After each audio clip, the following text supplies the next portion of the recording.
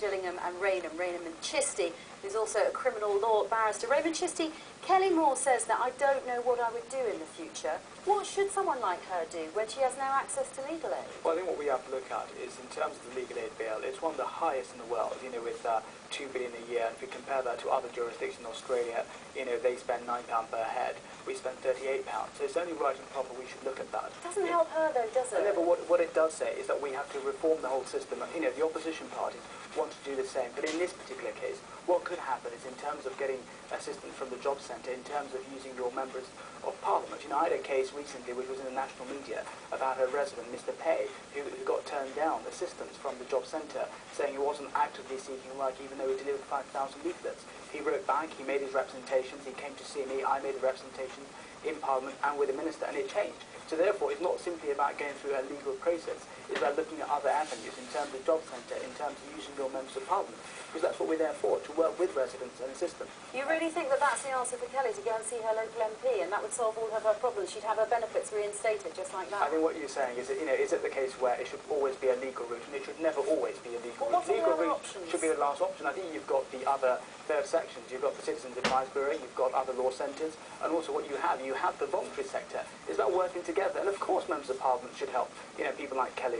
She should go and see them, you know, at their surgery, make representations, and they can take it up with the Minister, which I did. Picking you up on the voluntary sector, I wouldn't want to be relying on the voluntary sector in the current economic climate. They are losing money, they are facing cuts as well. That's hopelessly optimistic, isn't it? I think what you have to do is look at this, is do we want to go down the route of America, where everything is challenged, there's legal suit after legal suit? What we're saying, there's other ways of resolving things. Courts are not the only system to resolve things. So you've got, you know, in terms of advice, you've got assistance, and try to resolve things before they get to court. Change the culture, because going down the legal route always is far too expensive, and certainly in our country, it has been for far too long. So other avenues, the third sector, absolutely right and proper, work with the voluntary sector, I think it can work. Doesn't answer the fact that they're losing money hand over fist as well, and your colleague Amber Rudd is puzzled why you are looking at the 4.5% of the budget that pays for the social welfare contracts, that benefits the poorest people, the most vulnerable, and that she thinks is good value for money.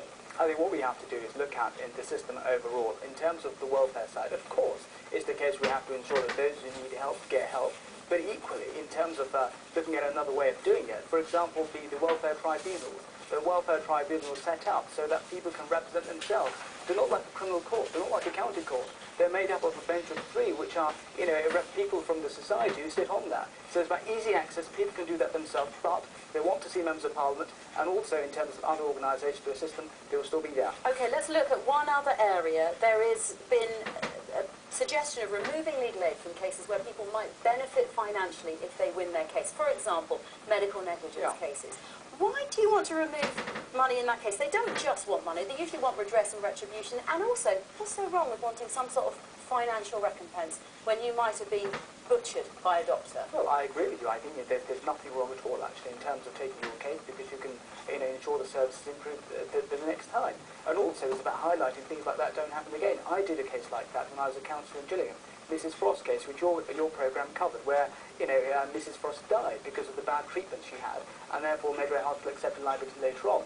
That was covered through the insurance of their property. But not everyone has insurance that will cover But also, the no-win, no-fee system will ensure that those cases where there is a legitimate redress can go through it and people can get that help. So no-win, no-fee on that basis, rather than looking at every case, look at those cases that have got a merit, and I think the system can work. Rehman, Chishti, thank you very much for your time today.